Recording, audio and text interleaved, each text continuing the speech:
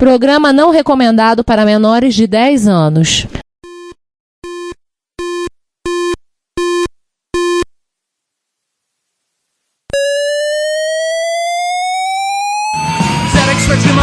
Dragon Vic and R1, Commodore 64, Amsterdam Dynamical Electron, cheaper BBC Micro.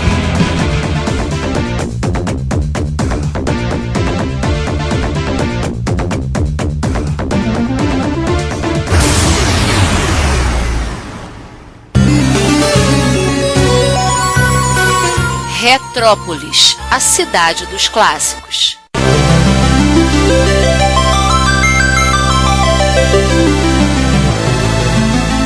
Bom dia, boa tarde, boa noite, sejam todos muito bem-vindos ao episódio número 162 do podcast Retrópolis. E nós fazemos episódios muito complexos, muito detalhados, mas esse aqui vai ser muito básico. Isso, vamos voltar ao básico, back to the basics. Isso, vamos falar do Código de Instruções Simbólicas para Iniciantes de 1001 Utilidades. Isso, o bombeiro da computação. Bombril tem 1001 utilidades. Traduzindo para o inglês, Beginner's All-Purpose Symbolic Instruction Code, ou seja, Basic e STEAM. Por incrível que pareça, tendo 15 anos de curso, nós ainda não fizemos um episódio dedicado à linguagem Basic. Sim, eu mesmo estou surpreso com isso. Eu tô passada, chocada. Meu Deus. Jesus! Isso é incrível, mas o lado bom da vida é que antes tarde do que nunca, então... Antes tarde do que mais tarde, isso vai pro nosso bingo também. Aguardem, teremos a nossa cartela de bingo. Isso, vamos distribuir depois no meio do ano para o pessoal anotar e concorrer a prêmio. Só relembrando, esse é o nosso episódio que não é só sobre uma linguagem de programação, mas também sobre a primeira linguagem de programação de muita gente grisalha que nos escuta, ouve e até... A gente não se apresentou. É verdade. Estamos querendo fazer um episódio tão básico que deixamos de lado a apresentação. Aliás, isso é uma constante da linguagem Basic, né? Várias linguagens Basic resolvem deixar de fora features essenciais, né? Exatamente. É um erro básico. E ir direto pro código. Mas vamos voltar lá Vamos voltar para a apresentação. Vamos nos apresentar, porque ao contrário da linguagem Basic, não queremos deixar features básicas do episódio de fora. Eu sou o Juan Carlos Castro. Eu sou o João Cláudio Fidelis e estou bem básico hoje. Eu aqui, Giovanni Nunes, e lá fora na sala tá o Ricardo protestando porque o episódio não foi sobre o Pascal. Ai! Mas daqui a pouco ele cansa de protestar e entra aqui pra falar com a gente. Mas como eu tava falando, o Basic foi a linguagem de muita gente grisalha que tá nos escutando hoje em dia e também de muita gente que não tá grisalha, mas a gente sabe que não tá grisalha porque o cabelo caiu antes disso, tá? Não precisa fingir que isso não aconteceu porque nós sabemos. Eu diria que se você tem entre 45 e 60 anos, a probabilidade do Basic ter sido sua primeira linguagem de programação é algo em torno de 90%. É verdade. E lembrando, nós não vamos falar sobre todos os Basics, porque nós queremos tratar de outros assuntos no decorrer de 2025. Sim, chega de episódios monstruosos, já basta esses repórteres retros gargantos e episódios com punk e lives e escambau. Vamos tentar fazer um episódio de tamanho normal. Não sei se a gente vai conseguir, mas vamos tentar. Então vamos lá. E, ao invés de a gente ficar enrolando aqui, vamos logo dar o run no nosso e começar esse episódio, né? Voltou pro prompt, tinha que dar load no episódio antes. Tá, damos load, agora vamos dar run. Run, Forrest! Run away! Hurry! As origens. E a gente começa com as origens do Basic. E ao começar o episódio, olha que legal, o Ricardo Carramos cansou de ficar levantando a plaquinha lá, eu quero Pascal, lá fora, e voltou pro episódio. Então se apresente, por favor. Bem, eu sou o Ricardo Pinheiro, comecei programando realmente em Basic, mas hoje em dia, como programador Basic, eu sou uma negação. Sabe, eu sou um programa negação em qualquer tipo de linguagem, provavelmente, né? Não é minha praia mesmo. Então vamos lá. Origem do Basic, né? O Basic é produto de dois matemáticos. Viva nós. Veja bem, se não tem que mandar matar uma desgraça dessa. Um deles era o John J. Kemener, acho que é Kemener, ele era húngaro, então não é uma nome-zação. Que começou a trabalhar no departamento de matemática do Dartmouth College. Dartmouth? Se fosse Dartmouth, esse colégio ia ficar dividido em dois. Ah, tá. É verdade. E não teria crianças. Definitivamente nós não somos pessoas boas. Impressive. Mas o Dartmouth é menos bom ainda. É verdade. Nós temos que lembrar todos esses episódios, nós temos que reiterar essa frase do ano. Nós não somos necessariamente pessoas. Ó, Ricardo, a nossa cartela de bingo tá quase pronta, tá? Acrescentou essa, definitivamente nós não somos pessoas boas. Com certeza. E agora acrescentei antes tarde do que mais tarde. Se é que já não tinha, né? Não sei. Essa cartela de bingo daqui a pouco vai ser um painel, né? Pera, gente, mas isso aqui não é um episódio sobre bingo. Vamos seguir adiante aí, por favor. It's a trap! Bingo! Esse já tava na cartela. Ah, sim. Agora resta saber se a gente usa o bingo do modo clássico usando feijões ou se a gente usa fichinha. Não, vai ser o bingo do Tigrinho. Mas continuando com o episódio, vamos lá. Um dos matemáticos que não jogava bingo era o John J. Kemeny. Ele começou a trabalhar no departamento de matemática lá do Dartmouth College, lá em 53, quando ele tinha 27 anos de idade. E 2 anos mais tarde ele assumiu a chefia do mesmo cargo, né? O cargo que ele ocupou até 67. As mais línguas dirão que ninguém queria assumir o cargo de direção do departamento de matemática. O outro matemático era o Thomas Kurtz, que foi contratado pelo próprio Kemeny e se juntou ao departamento por volta de 56. Lá por volta de 1960, eles já estavam de acordo, já concordavam naquele bate-papo de café, da necessidade de ter ensino de computação para estudantes, além daquela galera do curso de exata. No caso do curso de engenharia, né, de tecnologia, de matemática avançada, física avançada, etc. avançada. Ou seja, eles queriam que o povo de humanos também fosse fazer programa. Eles queriam que o povo de humanos parasse de fazer miçanga e fosse fazer programa. Fazer o programa pra controlar o estoque de miçanga, tá certo? A produção de miçanga, né? Cara, em pleno anos 60 ia ser difícil pra caramba. É verdade. Podia também controlar os ingressos de Woodstock. Mais tarde, o Cameron, ele observou que a visão dele, peraí, eu esqueci o nome. Do Kurtz, era que eles queriam que todo estudante do campus tivesse acesso ao computador e qualquer outro membro do corpo docente pudesse ser capaz de usar o computador com a atividade de aula, sempre que precisasse. Não fosse um computador não fosse uma coisa numa torre de marfim. Vale lembrar uma coisa, o computador, que na época não era aquele negócio de ter vários computadores, microcomputadores, era um computador do campus todo. Assim, é complexo. Ambos realizaram experimentos com linguagens mais simplificadas, como a Dartmouth Simplified Code, DARSimple. High five! Nomezinho. Esse era quase um assembly. Porra, socorro, né? Deus do céu. E a Dartmouth Oversimplified Programming Experiment, que era DOPE. DOPE. Eles não eram muito bons pra não dar nome pras coisas, isso é grande verdade.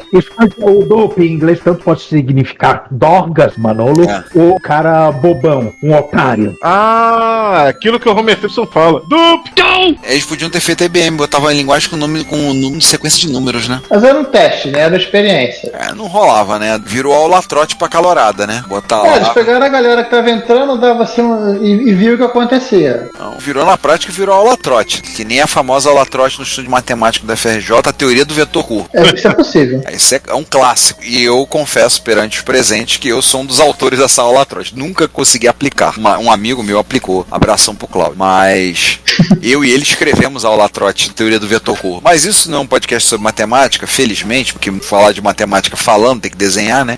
Mas o vetor curvo ele é válido em ambientes não euclidianos amassados e pão de bola de papel. Aí talvez a gente consiga. Eles tentaram outras linguagens, né? Partiram pro Fortran, pro Algol, né? O Algol que tava pipocando na época, aparecendo. Mas viram que o negócio era muito complexo porque eles queriam fazer. Rolar. Se bem que o Algol, eu tenho uma memória bem marcante. Apesar de eu não lembrar dos detalhes da linguagem, eu achei o Algol facílimo de aprender, muito intuitiva e muito agradável de programar. Mas você não era de humanas. Eu quase entendi que você dizer que eu não sou humano, né? Ah, agora eu entendi! Agora eu saquei! Não, esse é o meu caso. Isso aí é outro caso. Outra coisa que tinha é que na época eles trabalhavam com processamento em lote, né? Sistema BAT. Então, ter o retorno dessa informação, para eles terem o feedback, era muito complicado, porque exigia a execução dos programas, demorava muito tempo. Era aquela coisa de submeter o caixa de cartão perfurado, executar, mandar a saída para a impressora, você tinha que mandar para o cidadão, aí ele fazia, depois pegava, botava o resultado no papel, pegava complexo o negócio. Você literalmente escreveu o programa e esperava 3 dias para ver o resultado. Até lá você tinha até esquecido o que você estava querendo fazer com o programa. Não sei como é que era em universidades grandes, mas no IME levava um pouquinho menos de tempo. Tinha uns escaninhos de madeira, assim, abertos dos dois lados, que você colocava a tua pilha de cartão e daqui a uma meia hora, no escaninho lá correspondente à tua letra, tava lá a impressão daquilo que você fez. A gente fazia muito PGR, Programa Gerador de Rascunha. Ah, tá. Era você mandava traçar o gráfico do Ciano em caracteres, né? Exatamente. Gente, impressionante como tudo, estudante de exatas fez isso e teve a iniciativa de fazer isso de maneira independente. Não é uma cultura que foi transmitida, é uma cultura inata, sei lá, tá nos genes. Vale lembrar, Juan, que você gozou de computadores uma década mais potentes, ou seja, se você aplicar ali a lei de Morrow, vê quanto que você tá mais de processamento que essa galera aí nos anos 60. O Boros era bonzinho, era uma belíssima máquina, o BX. Então, sei lá, uma meia hora tua aí, detalhe, os ouvintes nossos com menos de 30 anos devem estar arrancando os cabelos pela cabeça desta meia hora do com Juan. Imagina que na década de 60, segundo a lei Morrow, os caras deviam demorar 4 a 5 horas. Não, tem um detalhe, hein, Juan? Você tá lembrando de um único instituto, né? Aqui estamos falando da universidade inteira. Sim. Mas voltando à vaca fria. É assim, o Kurtz deu aquela fugidinha pro MIT, né, no MIT, Instituto de Tecnologia de Massachusetts, segundo o Cacete Planeta Massachusetts Ohio, e não era em Ohio, tá? Não fica. E aí ele teve uma sugestão do John McCarthy. Quem é John McCarthy? Bem, é o cara que criou aquela linguagem baseada em parênteses, chamada Lisp, o cara criou o Garbage Collector e a disciplina de inteligência artificial, ou seja, antes de ser modinha, esse negócio de IA, antes de você ficar aí brincando, caros ouvintes, com chat GPT, DeepSeek e outros trecos aí, ele criou. Aí ele chegou dando a sugestão, um sistema de tempo compartilhado, fazer assim, aí vão dividir um pouco. A ideia do tempo compartilhado é pegar o tempo, dividir em fatias de tempo entre vários usuários. Não, a impressão que daria com isso, a ilusão que cada um estaria usando o seu próprio computador. Então, cada aplicação teria, a ser executada, teria uma fatia de tempo. E o sistema ia ficar alternando entre eles. E aí os programas menorzinhos iam dar um resultado em alguns segundos. Daria tempo de não esquecer o que você está querendo fazer. Mais uma vez, gente, lembrar que estamos falando do final dos anos 50, tá? Isso aí é tempo, é mais de quase 70 anos no passado. Então, pensar que isso aí era uma coisa nova, tempo compartilhado não é uma coisa nova. A primeira versão do BASIC é aí da onde surgiu a Kahneman, que era o título de um paper não publicado pelo Kurtz. Ele era muito parecido com o Fortran 2, ou seja, um comando por linha numerada, usado para fazer referência para saltos e outras coisas, e até uns comandos que eram meio similares, meio idênticos, mas com uma sintaxe alterada para ficar mais fácil. Esse é o grande exemplo que até o Kurtz gosta de dar nessas histórias, é o comando para laço do Fortran, que é do, aí você coloca o rótulo da linha que você vai executar, i igual a 1,10,2. Tá, o que é 10? O que é 2? O que é 1? Né? Esse lembra muito for do C, né? Só que isso acaba sendo um pouco mais intuitivo. Então eles mudaram isso do Fortran para um for i igual a 1 até 10, step 2. Falou do Fortran 2, bateu uma curiosidade de ver qual é a última versão que teve no Fortran. É o Fortran 2023. Olha, quase 2099. Pois é. Quando chegar em 2099, talvez seja uma versão nova dele. Ah, tá. O projeto, então, ele recebeu uma doação de $300 mil da National Science Foundation, a NSF. Que é a mesma fundação que depois patrocinou projetos que deu origem, por exemplo, à internet. E com essa grana eles usaram para adquirir um computador GE, um GE225, que acho que é um mainframe, e um processador Datanet 30 para conectar unidade de teletipo. Olha, teletipo. Tio, o que é um teletipo? Explica aí. Teletipo é quase como se fosse uma unidade de telex, né? Uma máquina de escrever elétrica que meio impressora, meio terminal. Mas, tecnicamente o telex é um teletipo, né? Mas o jovem nem sabe o que é telex, acha aquele negócio de aparelho auditivo. Não, nem o jovem acha isso, porque esse negócio do telex aparelho auditivo já acabou há muito tempo também. Ah, tá. Então assim pegaram uma equipe de 12 estudantes de graduação e eles trabalharam durante cerca de um ano escrevendo, não uma linguagem, escrevendo o sistema operacional. Na época, a fronteira entre desenvolver um sistema operacional, desenvolver uma linguagem, desenvolver um aplicativo e desenvolver um computador, essas 4 coisas eram meio que assim misturadas uma com a outra. Tipo, elas aconteciam todas ao mesmo tempo. Acho que tecnicamente ter que escrever o sistema operacional era o análogo de se você comprava um terreno. Você tinha que fazer o alicerce antes. Tem que construir tudo. O pessoal já viu aqueles vídeos no YouTube daqueles sujeitos que vão lá e passam lá 2 meses fazendo time-lapse, mostrando foto lá e animando, construindo do nada, fazendo aquelas coisas. Tem pessoal, principalmente do leste, lá do extremo leste, da Ásia, tudo. Então, mesma coisa, mesmo conceito. E para você que, por questão de trauma, acha que em anos terminados em 4, no dia 1º de maio, só desgraça acontece? Não. Em 1º de maio de 1964, a primeira versão do BASIC finalmente foi lançada. Pera aí, Juan, esqueci de falar que o sistema operacional, né? O caso do Dartmouth Time Sharing System, DTSS. Elas foram construídas basicamente ao mesmo tempo, né? O sistema de você ter o compartilhamento de tempo e a linguagem foram desenvolvidas concomitantemente. As duas coisas eram quase que uma coisa só. Inicialmente o BASIC foi voltado para trabalhar com matemática, o povo de humanos. E com o suporte para matriz já incluso desde as primeiras versões, quando o BASIC estava funcionando, ainda rodava em processamento de lote. Mat Input. Eu lembro de BASIC que tinham isso. Para inserir planilha? Inserir matriz? Não. Inserir matriz. Você dava o DIN nela e o Mat Input você ia preenchendo os números na ordem. Inclusive, um dos BASICs modernos que recriam a sintaxe de BASIC antigo, que você pode instalar atualmente na sua máquina, especificamente no seu Linux ou no seu macOS, tem isso. Uau! Isso pode ser uma memória falsa, mas eu acho que o BASIC do TI tem isso, porque ele é quase todo inspirado no BASIC do Dartmouth. Quase todo alienígena. Em 65 foi adicionado suporte a strings. Tudo bem, até hoje o suporte a string do BASIC não é lá essas coisas, mas foi adicionado. Esse sufixo $ pro nome das variáveis realmente tem uma cara de gambiarra, né? De algo que foi adicionado ali. É verdade. Tem interpretadores que tratam a string como um array de caracteres. Eu acho isso muito fácil. Mas o BASIC acabou virando é que a string é uma coisa diferente. Então você tem que usar aqueles comandos left, mid, right para fazer extrações de substrings, o INSTR para procurar coisa. Eu acho muito confuso isso. Seria mais fácil tratar como uma matriz mesmo. Aliás, Juan, segue aí depois a evolução do GE225. Bom, o uso na universidade cresceu rapidamente. Eles acabaram substituindo aquele computador da GE, o 225, por um 235 e depois um 635. E aí no começo da década de 70, eles já tinham centenas de terminais conectados aos computadores lá do Dartmouth, alguns remotamente via modem, né? Sim, existia modem naquela época, mas a velocidade deles era atroz. O compilador foi liberado sem custo para que ele se tornasse popular. E a instituição também garantiu que ele estivesse disponível nas escolas secundárias na cidade de Hanover, não a Hanover da Alemanha, é a Hanover no estado de New Hampshire. Tá próximo, né? Dartmouth fica em que estado mesmo? Isso, no mesmo estado. New Hampshire, lá perto da pontinha em cima à direita lá nos Estados Unidos. Aquela região se chama Nova Inglaterra e em toda essa região houve instalação de teletipos conectados aos computadores através de linhas de escadas. Olha, teletipo, bicho pira. Ele vai ouvir agora e vai reclamar, tá?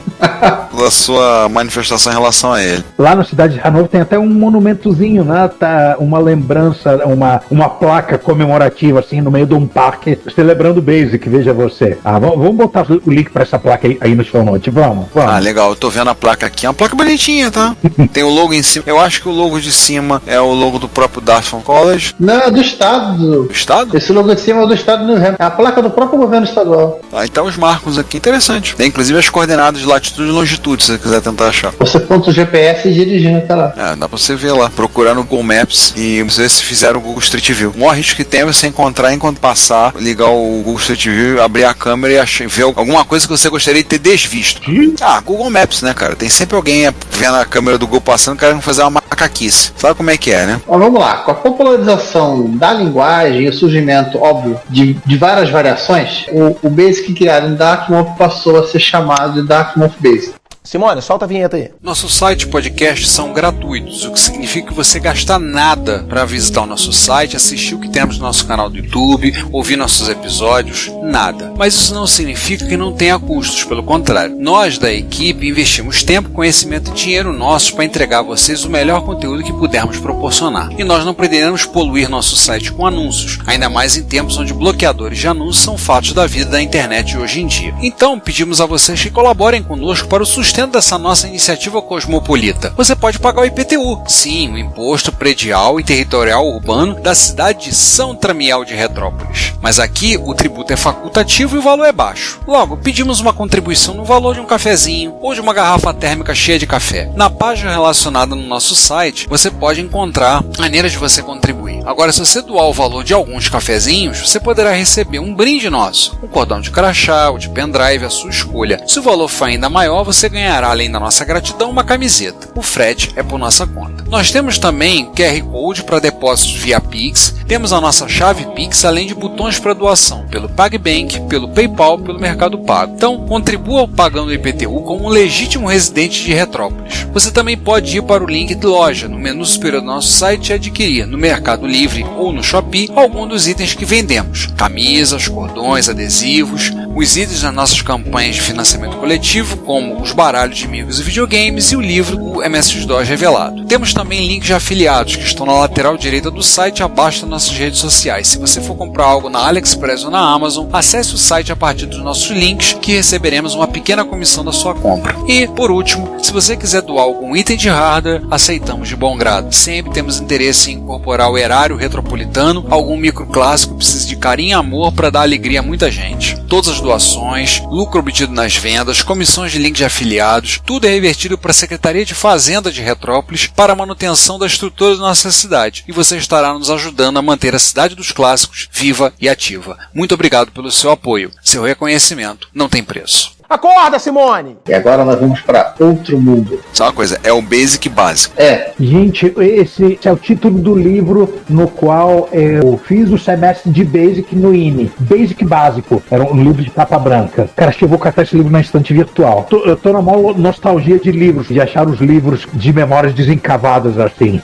Enquanto o Juan desencava as memórias dele, vamos lá. Estamos falando da década de 60, né? Computação era basicamente mainframe, posteriormente os mini-computadores. O Basic realmente ele surgiu justamente, os sistemas de tempo compartilhado estavam começando a ficar populares. Tipo, ele apareceu na hora como, até né, por conta disso, né, virou uma linguagem específica, uma linguagem própria para esse troço. E a galera no tempo compartilhado até falava o seguinte, que no futuro as pessoas iam comprar tempo de processamento da mesma forma que elas pagam por água, energia elétrica, as concessionárias, que o cara meio que previram o cloud computing, né? Meio que o cloud computing é uma reinvenção do time sharing, mas isso é outra história. Quem usa a Amazon AWS, né, as máquinas virtuais da Amazon, tá bem familiarizado com isso. Com a diferença que para você saber quanto você vai pagar na Amazon, você precisa fazer quase uma pós-graduação, né? Em qualquer um deles. E vai dar mais. E lá dá medo. Ó, achei que tô comprando aquele meu livrinho, tá?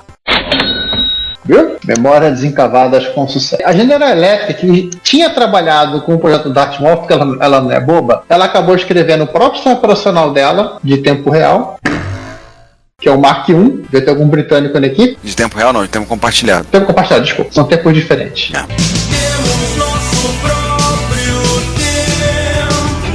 Isso aí o pessoal diz que na verdade é o lema dos Correios, né? Eles colocaram também o Basic como das linguagens disponíveis. Aí nessa mesma época, serviços como a TeamShare, a CompuServe, que já existia e rodava em mainframe Tech 10, tinham lá o Basic disponível. Você podia alugar, conectava com o seu terminal de noite, porque era o horário que essas coisas funcionavam, e ficava lá brincando de programar em Basic. E até a IBM, olha só, até a IBM, lá por volta de 73, ela criou sua própria versão de Basic, o VS Basic. Não era IBM Basic? Não era IBM 4593, não? Não, numeração é só pra hardware, né? Pra hardware, só a gente dispõe nome, não eles piram.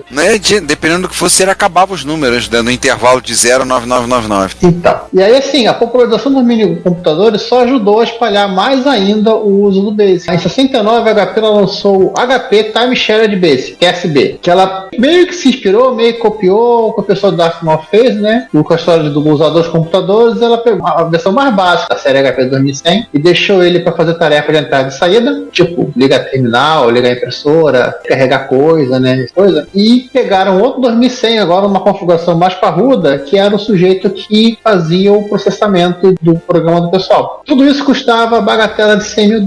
Naquela época. E permitia que você atendesse entre 16 e 32 usuários na sua rede. Curiosidades. Recado, acontece. Nessa primeira máquina surgiram as primeiras versões públicas do jogo de Star Trek, escrito pelo Mike Mayfield, que é um clássico esse jogo do Star Trek, na época do auge da série. Foi em Basic, né? Foi em Basic. Olha aí. Esse dialeto, no caso usado do HP Timeshare Basic, influenciou o Integer Basic, que um cidadão, um tal de Steve Wozniak, vocês já ouviram falar, é o Steve mais legal da Apple, criou, e também influenciou o Basic da Atari, o Atari Basic. O Voice, ele foi funcionário da HP por um tempo, não foi? Sim, sim. Ele inclusive fala da HP e da Atari.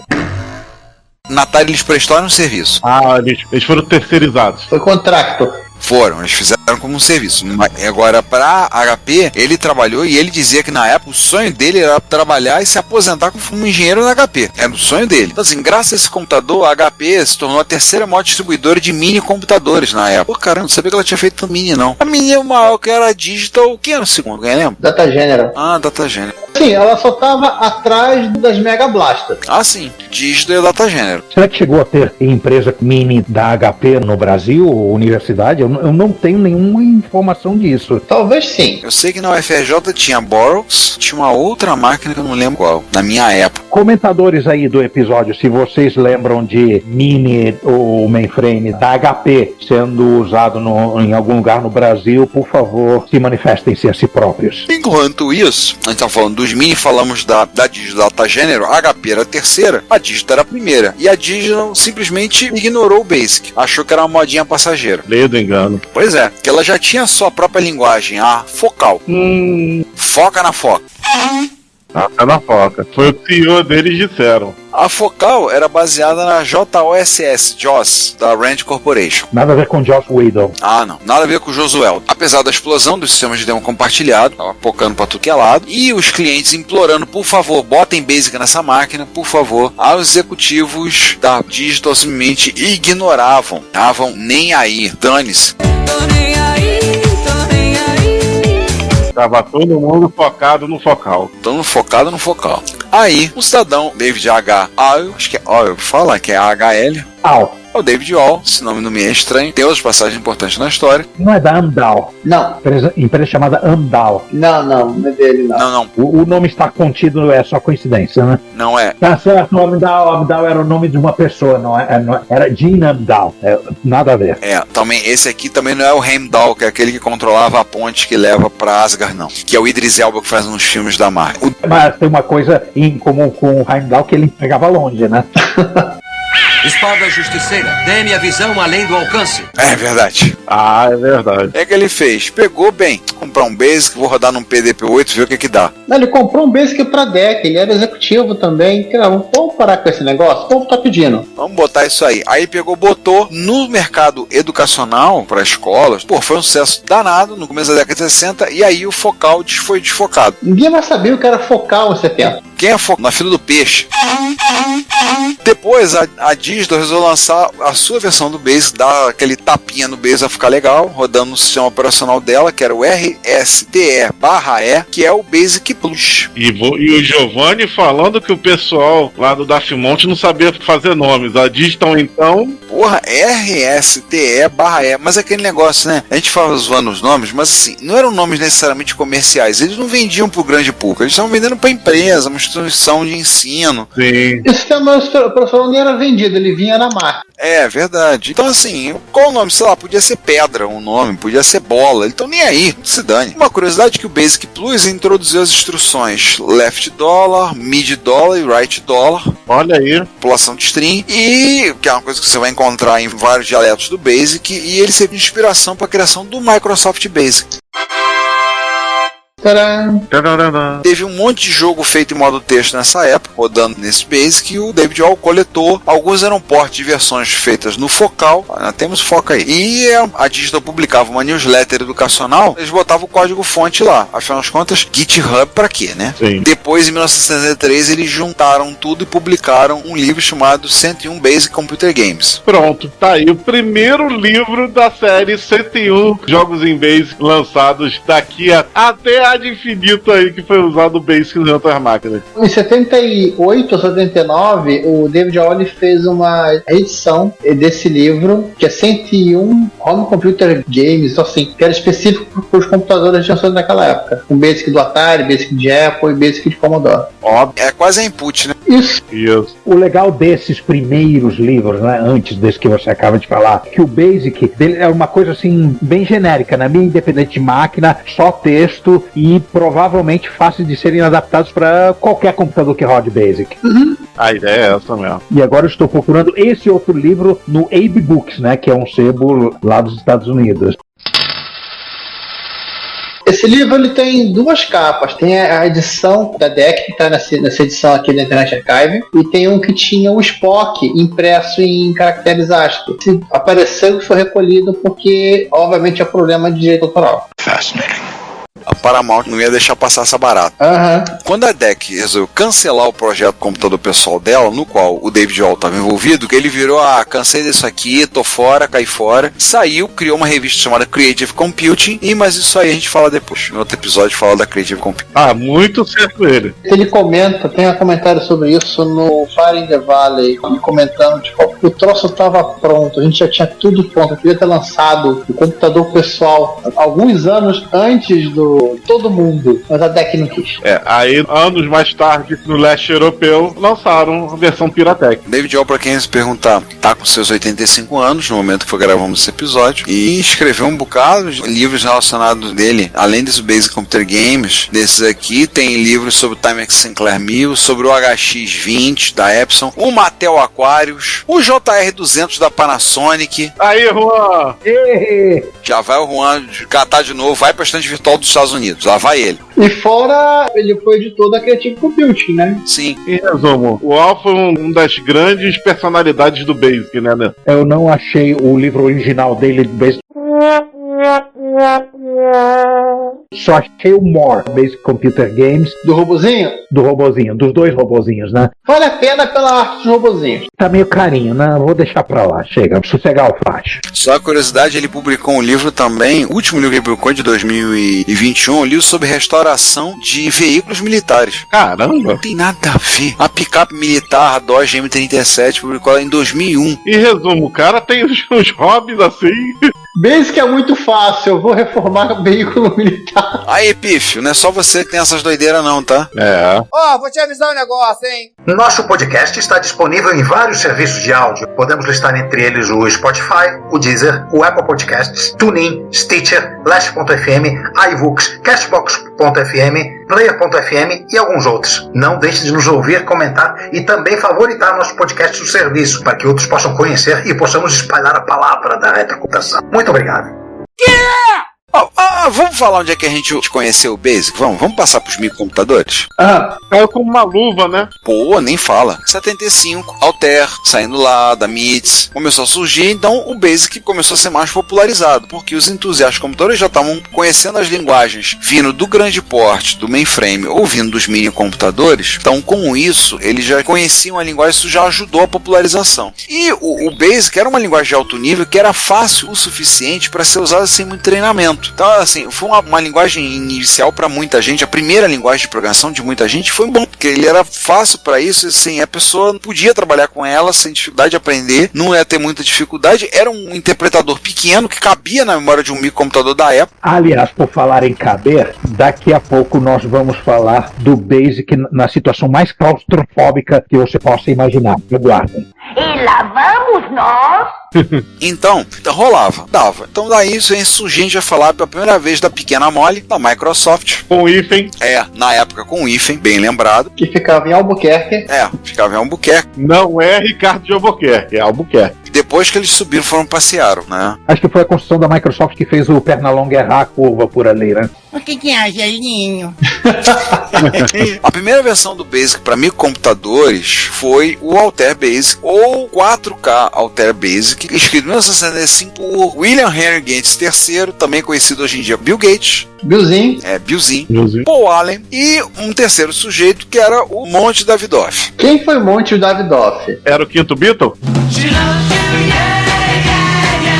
Não, é quase isso, né? Quase. O monte da Davidoff, assim, o Bill Gates e o Paul Allen estavam discutindo na feira do bandejão, lá de Harvard, sobre o Basic. E sobre como nenhum dos dois tinha a menor ideia de como fazer uma rotina de ponto flutuante. E o monte da Davidoff estava à frente deles ou atrás deles na fila, ouviu isso e comentou: poxa, eu já implementei um negócio desse. Aí virou amigo. Ele chamou pro rolo, né?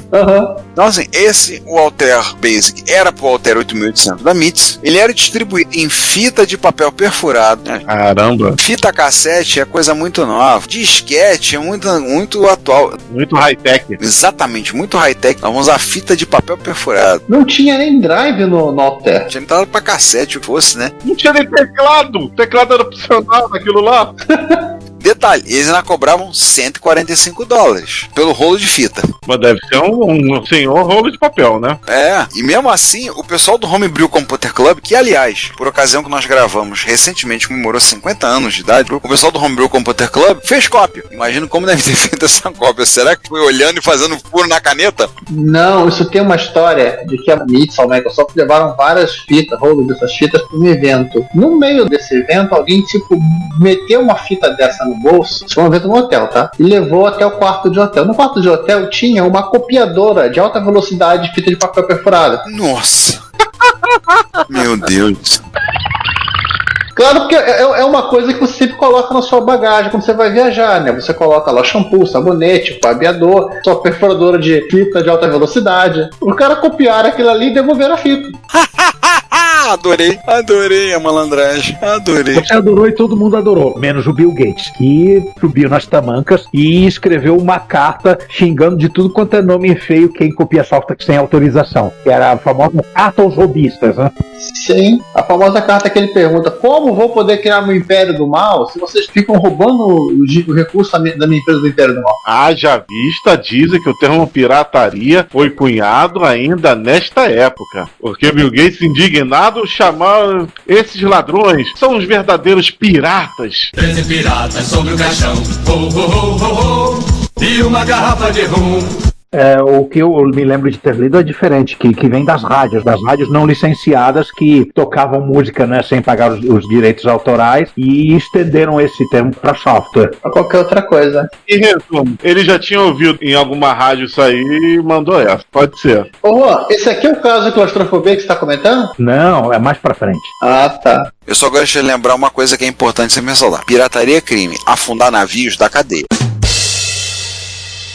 Isso aí. O micro tinha 4 KB de RAM, você carregava o Altair Basic e sobravam enormes 790 bytes disponíveis para o usuário colocar o programa dele, as variáveis e tudo. Isso, o Windows Vista com 512 MB de RAM. Juan, isso não é a maior causa de claustrofobia que a gente vai ver nesse programa. Nem de longe. Acho que vocês já sabem do que eu estou falando, mas vocês estão ouvindo, esperem. Caramba! Aliás, uma curiosidade: o 4K Altair Basic, ele é um dos poucos programas escritos em Assembly 8080. Olha aí. Isso porque os dois têm assemblies compatíveis. Caraca. Microsoft sendo Microsoft. Como ele conseguiu essa proeza? Que instrução? Deve ser alguma coisa a respeito de interrupção, né? Não sei. Lembrar que eles escreveram o Basic no emulador, né? Num DEC, né? Numa máquina da DEC, se não me engano. Pra vocês que acham que emulador é coisa nova, olha aí. Achou completamente errado, otário! Os primeiros emuladores quem fez foi a IBM para garantir a compatibilidade de software existente, mas é um desvio muito grande. Vamos voltar ao nosso Basic, um pouquinho menos claustrofóbico. Eles fizeram versão também para Altair com 8K de RAM, né? Você tascava uma placa de expansão. Ou mais sempre, 8K ou mais sempre, tá? Porque sempre é bom ter uma memória. A memória nunca é demais. Ah, sim. A memória nunca é demais. Sim. E ele transformou isso, virou o Basic 80 para 8080, 85 da Intel, o Z80 da Zilog, serviu de base para o Basic 88, o 6800 da Motorola. Basic 68, vocês que disse muito tempo. Verdade, o Basic 68, o Basic 89 não, cismei com 8. O Basic 69. Ueba! Do 6809 da Motorola. Agora resta saber se o Juan falou oba por causa da familiaridade que ele tem com isso, ou se ele lembrou da sardinha 69. Não, 88? A Sardinha era 88. Ah, é 88. Mas a Sardinha 88 é lá no Japão, é lá pra NEC.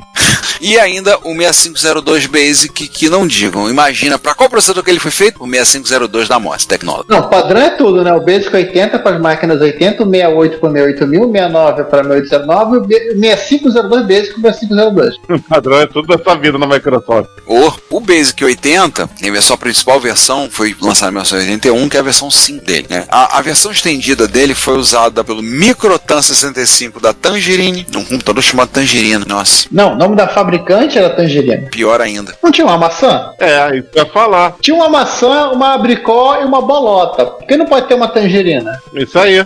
Feira da fruta, feira da fruta. Esse é quase um pomar. E ainda as primeiras máquinas da Spectravideo, o SV318 e o SV328. Os famosos MSX0. Eu diria 0 ponto alguma coisa. E eu diria que esse Excedente Basic 80 seria também o MSX Basic 0, né? Não. Não é o mesmo Basic, claro, mas tem mó cara de uma versão inicial do MSX Basic. Tem mó jeitão de MSX Basic. Ele foi adaptado para substituir o Level 1 Basic do TRS-80 Model 1, que era baseado no Palo Alto Tiny Basic. Cara, quanto dialeto de Basic teve nessa raça? Uns milhões, né? Aí virou o TRS-80 Level 2 Basic, gente. Depois eles produziram o Level 3 Basic e o Level 4 Basic. Esse derivado diretamente do M-Basic para os computadores da Radio Shack. Então esse aí, o Level 3 e o Level 4 era para os TRS-80 Model 3 e Model 4. Isso aí. Numa nota pessoal, tanto o Level 2 Basic do TRS-80 quanto o M-Basic, eles estão meio que empatados para serem os meus primeiros Basic de microcomputador. Por que empatados? Porque eles são a mesma coisa? Porque ao mesmo tempo em que tinha um Dismac D8000 lá em casa, comecei a mexer com o Shumac, com o M-Basic, com o CPM no IME. E as duas coisas aconteceram quase simultaneamente. Eu não sei dizer para vocês qual dos dois eu tive contato primeiro, mas tipo assim, foi diferença de poucas semanas no máximo. Como vocês podem ver, é um sujeito com muito poliamor, né? Isso. Sim. Você sabe que eu sou promíscuo. O fiel monogâmico aqui é você. Bingo, bingo, bingo, bingo, bingo. Vou retirar mais uma cartela. Uma visão com independência do hardware foi criada, né? Pensada para CPM, que era o M-Basic, em 77. A ideia de com isso ele fosse independente de qual hardware rodando no CPM, independente do hardware ele rodaria. Ele não tinha comando para gráfico. E esse cara aqui é uma das bases do Basic do MSX. Olha aí. Foi nesse Basic que a gente fez a corrida de cavalo para apostar dinheiro. Pronto. O jogo do Tigrinho original. Antes de existir o jogo do tigrinho, existiu o jogo do cavalinho, desenhado com caracteres. O rabo era um menos, o corpo era parênteses com um número no meio, e a cabeça era um apóstrofe e o sinal de igual. E as pernas eram barra para frente, barra invertida, e os sinais de maior e menor, que alternando. O ouvinte mais novo deve perguntar: e por que a pessoa faria isso? Eu falei: claro, para apostar dinheiro, para ganhar dinheiro. Não, isso eles já sabem. Isso é uma coisa que não mudou da época de lá pra cá. Era apenas esse jogo aí, agora é o jogo do Tigrinho, como bem lembrou o jogo. Mas continuando aí, o 6502 Basic, aquele que tem tudo a ver com o padrão de nomenclatura dos Basic da Microsoft, ele foi usado nos computadores Challenge da Ohio Scientific. Em 76, vai lá, Juan, conta sua piada. Não, Essa é infame. Não. É ruindade demais. Não. Nós temos um pouco pudor. Tá, a gente passa e não fala que os Challenge eram os computadores que explodiam. Para com essa porra aí, meu irmão! O Juan não, desculpa. O Juan tem pudor. Agora o Giovanni é que não tem pudor nenhum. Não, eu sou totalmente despudorado. Pudor é o quê? Isso é de comer ou de passar no cabelo? Quem tem limite é livre de cálculo. Uma outra empresa que incluiu essa mesma versão 6502 foi uma tal de Commodore, que adquiriu aquela licença única lá em 77 e usou até o final da vida e a chamou de Commodore Basic. Como bem lembra o Jack Tramiel, né? Garoto, eu já sou casado. Essa história é sensacional. Pra quem não sabe os detalhes, é que o Bill Gates propôs ao Jack Tramiel trocar, mexer na licença, aí era cobrar um valor Era royalty. Era royalty por máquina, eu acho que 50 mil por ele, e aí prometeu atualizações, tudo, e a resposta do Jack Tramiel: não, garoto, já sou casado.